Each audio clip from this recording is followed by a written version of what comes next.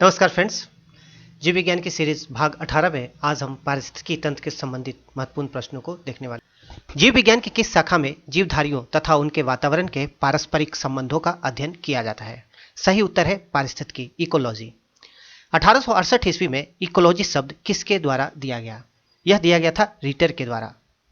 Next है, पर्यावरण के वे कारक जो पेड़ पौधे तथा जीव जंतुओं को प्रत्यक्ष अप्रत्यक्ष प्रभावित करते हैं क्या कहलाते हैं? सही उत्तर है पारिस्थितिकी कारक। नेक्स्ट है, पारिस्थितिकी कारक कितने प्रकार के होते हैं? तो ये दो प्रकार के होते हैं, अजैविक कारक और जैविक कारक। अब समझ लेते हैं पारिस्थितिकी कारक यानी कि इकोलॉजिकल फैक्टर के बारे में। दो भागों में बांटा गया है, अजैविक कारक और जैविक कारक। अजैविक कारक में बहुत सारे फैक्टर शामिल होते हैं जैसे कि प्रकाश, ताप, आर्द्रता, मृदीय, भू आकृतिक और वायु। जबकि जैविक कारक में देखा जाए तो यह सहजीवन, परजीविता, सहभोजिता, मृतोपजीविता, तो ये सभी जैविक कारक में आते हैं। तो हमें यह भी ध्यान रखना है कि अजैविक कारक में वे सभी कारक शामिल होते हैं जो निर्जीव हैं, और जैविक कारक में वे कारक शामिल होते हैं जो विभिन्न जीवों के आपसी संबंध के द्वारा बनते हैं। आगे बात करते हैं, अगले प्रश्न की ओर चलते हैं। वायुमंडल में आर्द्रता कम होने पर वाष्पोत्सर्जन क्रिया पर क्या प्रभाव पड़ता है? तो वाष्पोत्सर्जन की जो क्रिया होती है वह अधिक होती है यदि वायुमंडल में आर्द्रता कम हो। नेक्स्ट है, दो जीवों का परस्पर लाभकारी संबंध क्या कहलाता है? तो दो जीवों का परस्पर लाभकारी संबंध का अगर उदाहरण देखें तो कवक और शैवाल, और ये दोनों मिलकर लाइकेन कहलाते हैं, तो यह कहलाता है सहजीवन। नेक्स्ट है, कुछ जीव जो दूसरे जीवों पर आश्रित होते हैं और उसे हानि पहुंचाते हैं, इनके संबंध क्या कहलाते हैं?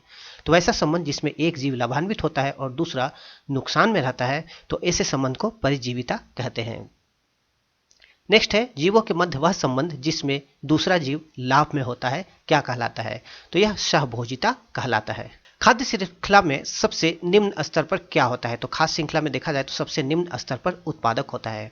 नेक्स्ट क्वेश्चन लेते हैं, जब जीव सड़े गले पदार्थ पर आश्रित होता है तो वह संबंध क्या कहलाता है? जैसे कि कवक देखा जाए तो जो सड़े गले पदार्थ होते हैं उन्हीं पर आश्रित होता है, तो ऐसे संबंध को मृतोपजीविता कहा जाता है।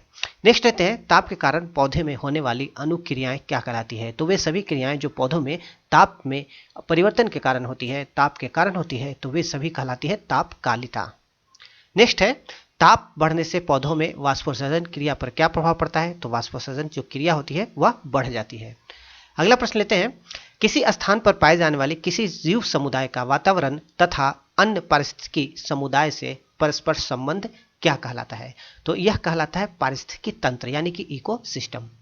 इकोसिस्टम शब्द का प्रयोग सबसे पहले किसने किया? तो ये प्रयोग करने वाले थे इस शब्द का टांसले। तो टांसले महोदय ने सबसे पहले इकोसिस्टम शब्द का प्रयोग किया। नेक्स्ट है, पारिस्थितिकी तंत्र के जैविक घटक का निर्माण किस प्रकार से होता है? तो जैविक घटक हमने देखा है, तो उसका निर्माण होता है पादप एवं जंतुओं को मिलाकर जैविक घटक का निर्माण होता है। नेक्स्ट है, पारिस्थितिकी तंत्र के किस घटक द्वारा कार्बन डाइऑक्साइड तथा ऑक्सीजन का संतुलन बनाए रखने का कार्य किया जाता है? तो बहुत ही इंपॉर्टेंट है, और यह है उत्पादक यानी कि जैविक घटक। तो पेड़ पौधों को देखा जाए तो ये एक प्रकार से संतुलन बनाए रखते हैं कार्बन डाइऑक्साइड तथा ऑक्सीजन का। नेक्स्ट बात करते हैं पारिस्थितिकी तंत्र के घटक के बारे में। तो पारिस्थितिकी तंत्र के जो घटक हैं उनको दो भागों में बांटा गया है, एक जैविक घटक और दूसरा अजैविक घटक। तो जैविक घटक में देखा जाए तो हम रख सकते हैं उत्पादक, उपभोक्ता और अपघटक को, और इसी क्रम में यदि उपभोक्ता को देखा जाए तो हम तीन भाग में बांट सकते हैं, प्राथमिक उपभोक्ता, द्वितीयक उपभोक्ता और तृतीयक उपभोक्ता। तो इस चार्ट को आपको ध्यान में रखना है, आगे इसी से संबंधित प्रश्न बनेंगे। अजैविक घटक के बारे में बात किया जाए तो इसमें ताप, जल, प्रकाश, कार्बनिक और अकार्बनिक घटक इसमें शामिल होते हैं। वैसे उपभोक्ता जो हरे पौधे या उसके किसी भाग को खाते हैं क्या कहलाते हैं? तो इन्हें कहा जाता है प्राथमिक उपभोक्ता। तो गाय, बकरी, टिड्डी ये सभी देखें तो ये पौधे या उसके किसी भाग को खाते हैं और इसी कारण ये प्राथमिक उपभोक्ता की श्रेणी में रखे जाते हैं। नेक्स्ट है, प्राथमिक उपभोक्ता को भोजन के रूप में प्रयुक्त करने वाला क्या कहलाता है? यानी कि वे उपभोक्ता जो प्राथमिक उपभोक्ता को भोजन के रूप में प्रयोग करते हैं उसे क्या कहा जाता है? तो ये कहलाते हैं द्वितीयक उपभोक्ता। जैसे कि बिल्ली, मोर ये सभी द्वितीयक उपभोक्ता की श्रेणी में आते हैं और ये भोजन के रूप में प्राथमिक उपभोक्ता को खाते हैं। द्वितीय उपभोक्ता को खाने वाले उपभोक्ता हैं तो ये है तृतीय, यानी कि शेर, चीता ये सभी उपभोक्ता की श्रेणी में तृतीय श्रेणी में आते हैं। नेक्स्ट बात करते हैं, पारिस्थितिकी तंत्र में जीवाणु तथा कवक को किस श्रेणी में रखा जाता है? तो ये बहुत ही इंपॉर्टेंट है और ये अपघटक श्रेणी में आते हैं। पारिस्थितिकी तंत्र में पदार्थों के चक्रीकरण में कौन सहायक होता है? यह अपघटक बहुत ही इंपॉर्टेंट फैक्टर है। पदार्थों का जो चक्रीकरण होता है, जो विभिन्न पदार्थों का जो चक्र चलता है पर्यावरण में, उसमें सबसे महत्वपूर्ण भूमिका होती है अपघटकों की। नेक्स्ट प्रश्न लेते हैं। जीवधारियों की ऐसी श्रृंखला जिसमें एक जीवधारी दूसरे का उपभोग करता है अथवा दूसरे का आहार बनता है, क्या कहलाता है? आहार श्रृंखला। तो चित्र में जैसा कि आप देख सकते हैं, यहाँ पर प्राथमिक रूप से देखा जाए तो पेड़ पौधा है, ठीक है, और पेड़ पौधे को चूहे खाते हैं और चूहे को उल्लू खाता है। तो ये एक प्रकार से श्रृंखला बन रही है, चेन बन रही है। इसी क्रम में देखा जाए तो गाजर को खरगोश खाता है, खरगोश को लोमड़ी खाता है, लोमड़ी को शेर खाता है। तो ये एक प्रकार से श्रृंखला बन रही है, तो इसे कहा जाता है फूड चेन। और इसके अलावा हमें याद रखना है कि खाद्य श्रृंखला किसी भी प्राकृतिक समुदाय में पाए जाने वाला जीवधारियों का ऐसा क्रम है जिसके माध्यम से ऊर्जा का स्थानांतरण होता है और श्रृंखला के हर चरण में पोषी स्तर का निर्माण होता है और एक जीव दूसरे जीव का आहार करते हैं। तो इस खाद्य श्रृंखला को यदि आप देखें, एक पोषी से दूसरे पोषी में ऊर्जा का स्थानांतरण होता है। अब बात करते हैं आहार श्रृंखला तथा आहार जाल में अंतर। तो बहुत ही कंफ्यूजिंग है, लेकिन आप इसे अच्छे से देखें तो निश्चित रूप से सारे कंफ्यूजन दूर हो जाएंगे। आहार श्रृंखला की सबसे पहले बात करते हैं, यानी कि फूड चेन की।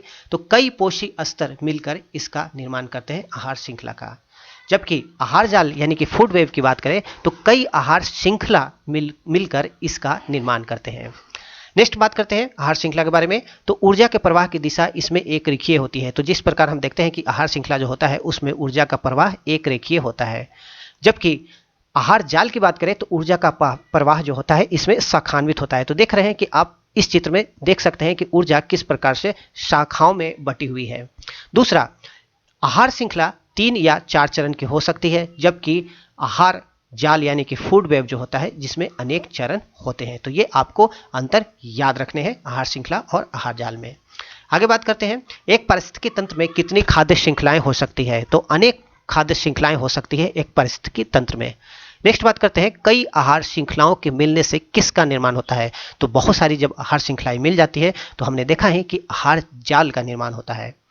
आगे बात करते हैं, किसी पारिस्थितिकी तंत्र में खाद्य जाल जितना विशाल होता है वह उतना ही क्या होता है?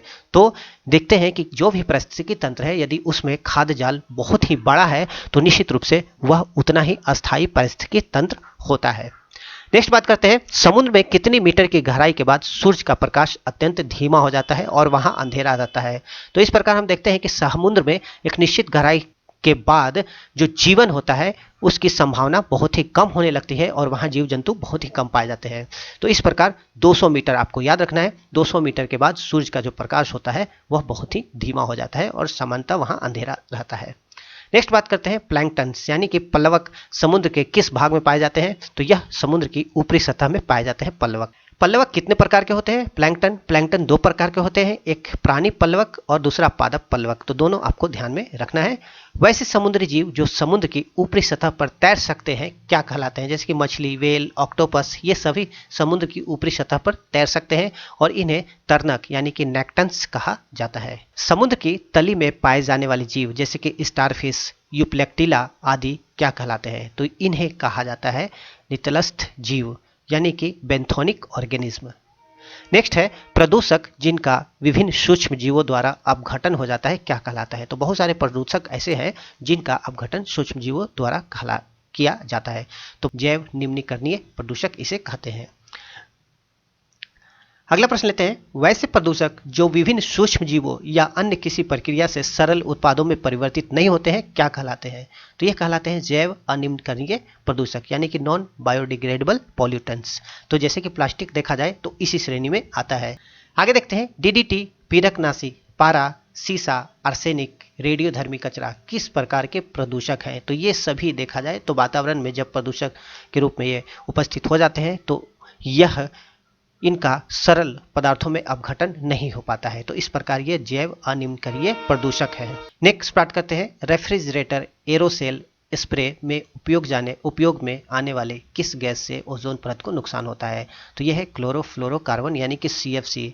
नेक्स्ट है, अम्लीय वर्षा का प्रमुख कारण क्या होता है? अम्लीय वर्षा का प्रमुख कारण होता है वायु में उपस्थित नाइट्रोजन तथा सल्फर के ऑक्साइड। अगला क्वेश्चन है, दिन प्रतिदिन जब जीवों की खाद्य श्रृंखला में पीड़कनाशी का सांद्रण बढ़ता जाता है तो इस प्रक्रिया को क्या कहा जाता है? तो इसे कहा जाता है जैव आवर्धन यानी कि बायो मैग्निफिकेशन। नेक्स्ट है carbon dioxide, carbon monoxide, sulphur dioxide को क्या कहा जाता है? तो इसे कहा जाता है ग्रीन हाउस गैस। सभी ग्रीन हाउस गैस की श्रेणी में आते हैं। नेक्स्ट प्रश्न लेते हैं, ग्रीन हाउस गैस पृथ्वी से लौटने वाली किन किरणों के लिए अवरोध का कार्य करती है? तो यह है अवरक्त किरण। सामान्य वार्तालाप का शोर मूल्य कितना डेसिबल होता है? यह है 60 डेसिबल। नेक्स्ट बात करते हैं, यूएनओ द्वारा गठित संयुक्त राष्ट्र पर्यावरण कार्यक्रम यानी कि यूएनईपी का मुख्यालय कहाँ है? बहुत इंपॉर्टेंट है, और यूएनईपी का मुख्यालय है नैरोबी। पृथ्वी पर सबसे अधिक सौर ऊर्जा का उपयोग किस पारिस्थितिकी तंत्र द्वारा किया जाता है? तो सौर ऊर्जा देखा जाए तो ऊर्जा का प्रमुख स्रोत है, और वन पारिस्थितिकी तंत्र जो है इसके द्वारा सबसे ज्यादा सौर ऊर्जा का उपयोग किया जाता है। सजावटी उद्देश्य को ध्यान में रखकर बनाई गई एक्वेरिया क्या है? तो यह है मानव निर्मित एक पारिस्थितिकी तंत्र। तो हम विभिन्न घरों में देखते हैं, कई जगह स्थानों पर हम देखते हैं एक्वेरियम। तो एक्वेरियम वास्तव में देखा जाए तो एक कृत्रिम पारिस्थितिकी तंत्र है जो मानव द्वारा निर्मित होता है। आगे बात करते हैं, खाद्य श्रृंखला में किस प्रकार से ऊर्जा का प्रवाह होता है? तो एक जीव से दूसरे जीव के माध्यम से ऊर्जा का प्रवाह होता है खाद्य श्रृंखला में। पोषण स्तर पर ऊर्जा स्थानांतरण में कितनी प्रतिशत ऊर्जा एक पोषी स्तर से अगले पोषी स्तर तक पहुंचती है? तो यह 10% पहुंचती है, और इसे 10% का नियम भी कहते हैं। अगला क्वेश्चन है, सामान्य जैविक क्रिया के लिए औसत रूप से कितना तापमान होना चाहिए? तो यह है 10 से 45 डिग्री सेल्सियस। नेक्स्ट है, रेड डाटा बुक किन जातियों के बारे में जानकारी देते हैं? तो जो संकटापन जातियां होती हैं उनके बारे में रेड डाटा बुक जानकारी देती है। आगे बात करते हैं, पृथ्वी का विशालतम पारिस्थितिकी तंत्र किसे माना जाता है? इंपॉर्टेंट प्रश्न है, और यह है बायोम। बायोम पृथ्वी का सबसे विशालतम पारिस्थितिकी तंत्र है। तो ये थे हमारे आज के प्रश्न। इसके अलावा बायोलॉजी की ई बुक भी आ चुकी है जो आने वाले बहुत सारे एग्जाम हैं उन सभी एग्जामों के लिए बहुत ही उपयोगी है, आप चाहें तो देख सकते हैं। इसके अलावा भूगोल, इतिहास, संविधान और पर्यावरण की भी बुक हमारे स्टोर पर उपलब्ध है। किसी भी एक बुक को आप परचेज करके आप इसकी क्वालिटी देख सकते हैं। बहुत ही शानदार बुक है, बहुत ही अच्छी बुक है। जैसा कि आप लोग द्वारा अप्रिसिएशन दिया गया है उसी के आधार पर मैं कह रहा हूँ कि यह बुक आने वाले एग्जाम के लिए बहुत ही उपयोगी है, आप चाहे तो परचेज कर सकते हैं। इसके अलावा हमारी जो बुक है वह पेपर बैग के रूप में भी उपलब्ध है, भारतीय इतिहास की और भारतीय राजनीति विज्ञान की। भारत के भूगोल की जो पेपर बैक बुक है आने वाले दिनों में वह भी उपलब्ध हो जाएगी। तो 2 से 4 दिन में निश्चित रूप से वह भी उपलब्ध हो जाएगी, जो विभिन्न प्रकार के जो ई प्लेटफॉर्म है, अमेजोन, फ्लिपकार्ट, यहाँ पर आप जाकर ऑर्डर कर सकते हैं। तो ये थे हमारी आज की video. Thank you very much.